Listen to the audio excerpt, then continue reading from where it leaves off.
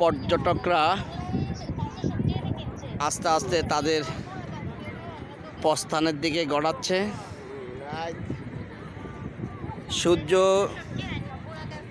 আস্তে আস্তে গড়ে ফিরে যাচ্ছে, অনেকটা শীতল হয়ে যাচ্ছে। সারাদিন যেই শহর গরম ছিল আস্তে আস্তে এখন তা শীতল হতে যাচ্ছে। আপনারা দেখতে পাচ্ছেন এই ঝাউ বাগানের অপরূপ সৌন্দর্য। আরও দেখতে পাচ্ছেন হিমছড়ির যে পাহাড়, এই পাহাড়ের সৌন্দর্য। এই সূর্য অস্তমিত যাওয়ার পথে সূর্যের বিকিরণে পাহাড়গুলো ফুটে উঠেছে, কুয়াশায় হালকা গোলাটে। আস্তে আস্তে সবাই আমরা আমাদের প্রস্থানের দিকে এগিয়ে যাচ্ছি। আমরা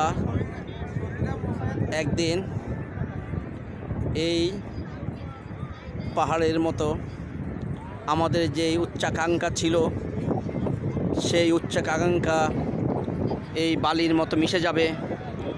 একদিন আমরা নিস্তব্ধ হয়ে যাব এই মাটির মতো। সেই দিন বেশি দূরে নয়। আমরা সবসময় আমাদের নিত্য প্রয়োজনীয় চাহিদার দিকে আমরা এগিয়ে যাই। আমরা কখনো আমাদের মৃত্যুকে নিয়ে কখনো চিন্তা করি না।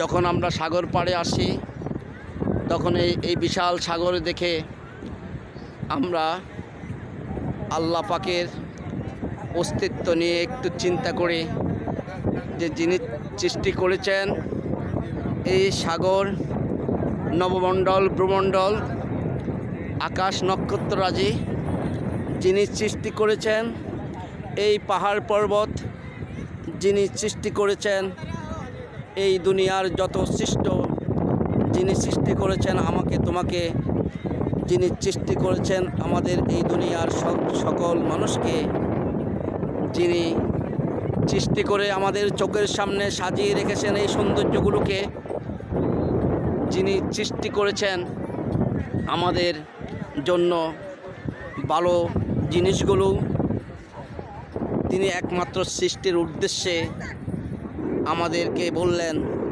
তোমরা একমাত্র আমার ইবাদত করো, তোমরা শুধু একমাত্র আমার ইবাদত করো। আমরা তো আল্লাহ পাকের নাফরমানি বান্দা, তার ইবাদত থেকে আমরা বেশিরভাগই দূরে সরে রই। ইয়া আল্লাহ, তুমি আমাদেরকে ক্ষমা করো, আমাদের এই দেশের মানুষদেরকে শান্তি দান করো।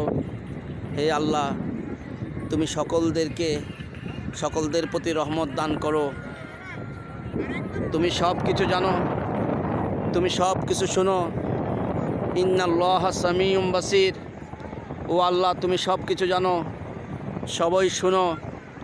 রাব্বানা তাকাব্বাল দুআই ইন্নাকা সামিউম মুজিব।